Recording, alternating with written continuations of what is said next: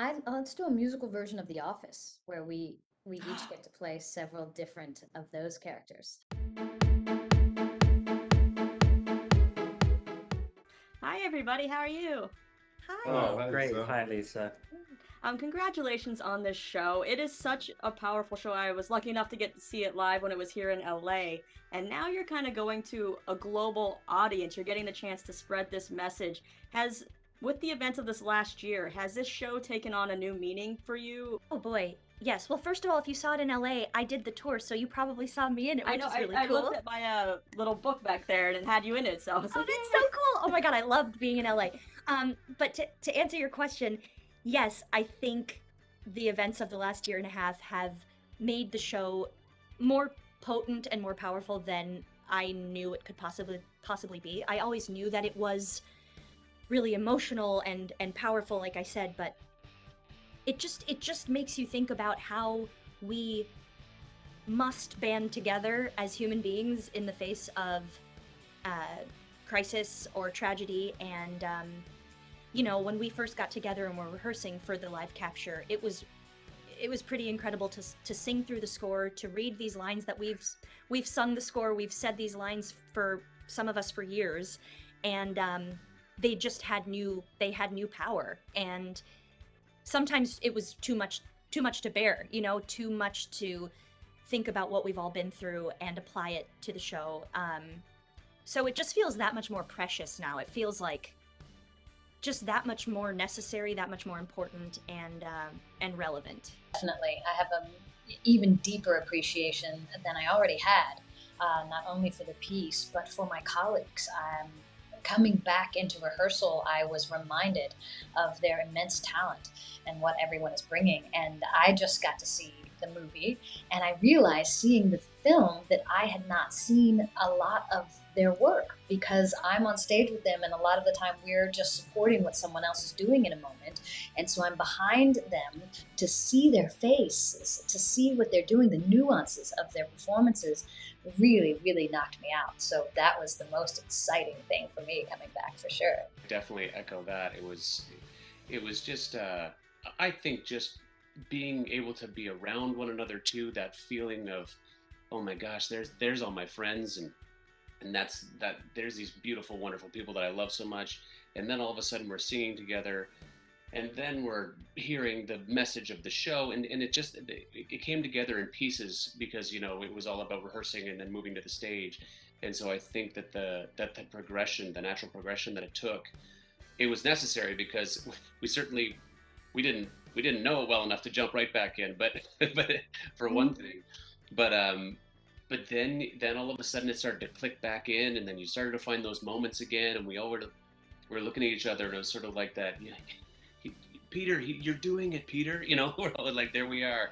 And so it was just such an exciting moment for us to all be able to come back together and do what it is we love with people that we love and a show that we love so much. So I mean, it was a magic combination. It was phenomenal. Resonances in the show that already had meaning took on even deeper meaning after this past 16 months. Absolutely. There's a song towards the end of the show called Something's Missing. And the first time we reached that in our initial sing through when we got back together again, we had to stop because everything that someone was missing had a much deeper connection now. It all felt so much more visceral because everyone has experienced loss and difficulty and tragedy in this past year and a half. So that hit me hard, that moment. I love that, you're using cameras now, obviously, to film this show, which means, performances can change a little when it comes to close-ups or staging. Was there a moment in the show that you were most kind of excited to see come to life in this new way? Mostly I was excited to bring the camera into close-up on these performances because I've watched this show for years from the 10th or 20th row. So I keep looking at the whole stage picture. But the camera sees details and nuances of these performances, some of which were delightful surprises to me in the editing room. I'm like, oh, I love what they're doing at that exact moment. So the intimacy of the camera gives you was an incredible added gift to making a film of this. Also, the motion of the camera, right? That we've got cranes and we've got steady cams that really work with the music to create this whole engine of motion and feeling of change that's happening during the course of a shot. I love that about the film.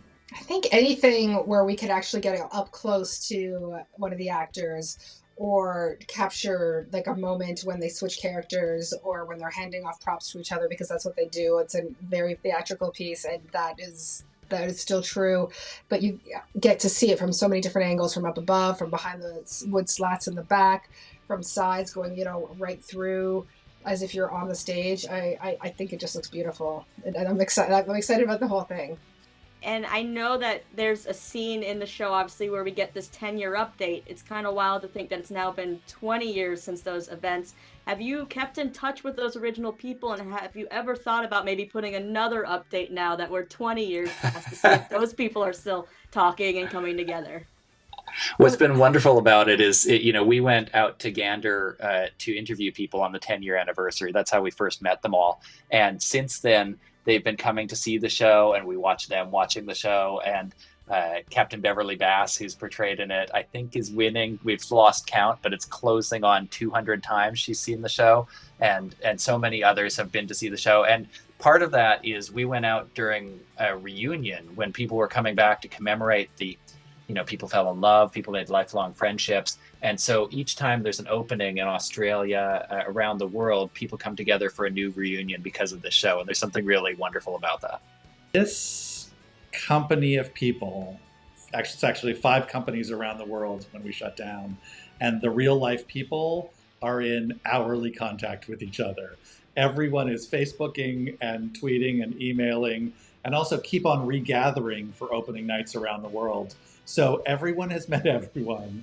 And there really is a family feeling about the real people and the theater and film people who make this possible, more than any other show I've ever experienced. So you guys are masters at your craft. You pull off playing multiple characters so well.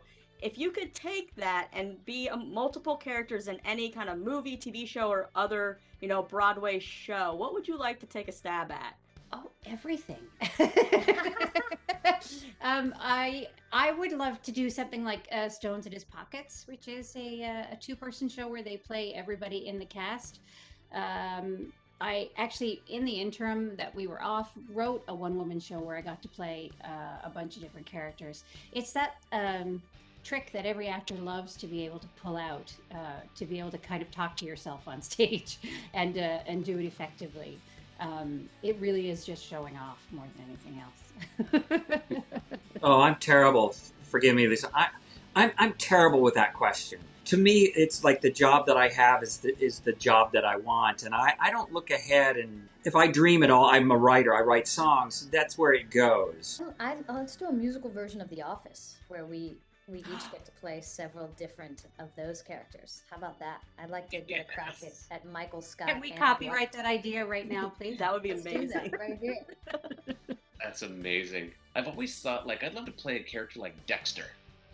Okay. I've always wanted to play, to just go to find the dark places and stuff. I think that'd be fun. But that's probably going to bite me now that I've said that. The question is really interesting because doing a show where you play this many characters could be really fun. I think of, the abridged Shakespeare version of a show. That's where my mind went. I was like, come and watch me do Ragtime, and I'll play Sarah, I'll play Cole House, I'll play all of them, that would be a fun exercise, but very similar to Jim. This show takes up so much of my heart and so much of my spirit. Being back doing it was kind of, because there was so much uncertainty about when we were coming back, if we were coming back, whether I had a job. That now that we're back, now that we've done the film, it feels like a breath of fresh air and like I'm on solid ground again. So that is kind of taking up most of the space for sure. We've seen a lot of now film adaptations coming around. I know that this show might be a little difficult to kind of turn into a film adaptation with the way that it's staged and everything, but have you ever thought about kind of bringing it to that medium as well? We would love to. We've been working on a screenplay and we're committed to getting it out there at some point. But this just seemed like such a great opportunity to be able to capture what was happening on stage and to celebrate Broadway and to celebrate theater. And that's the way that we've got it captured for now. We honor what was lost, but we also commemorate what we found.